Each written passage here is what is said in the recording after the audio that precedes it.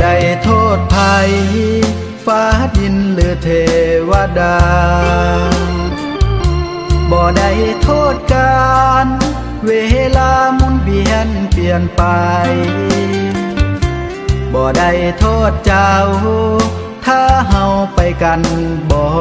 ได้หูดีแก่ใจ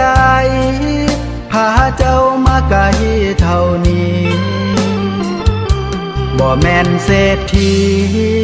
หังมีเงิน10 ล้านหนุ่มธนาคารร่ำรวยเงินคำมั่งมี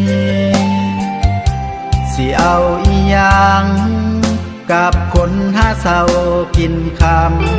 ำตากแดดหน้าดำเป็นกรรมกรขายแหงบอกกล้าไปแข่งกับคนที่เขาหังมีอายเองก็หูโตดีบ่มีอีหยังไปแข่ง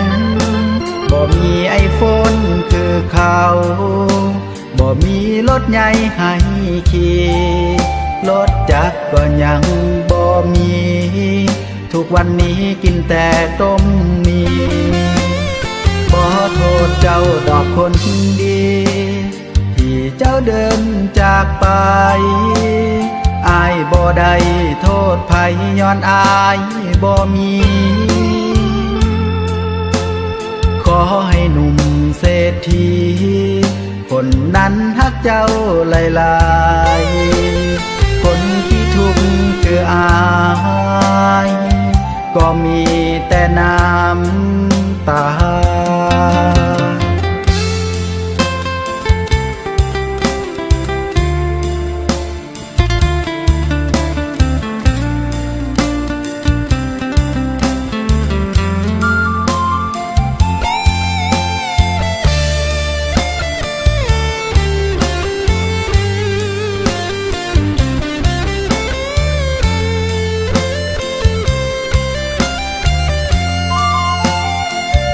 บอกกล้าไปแข่ง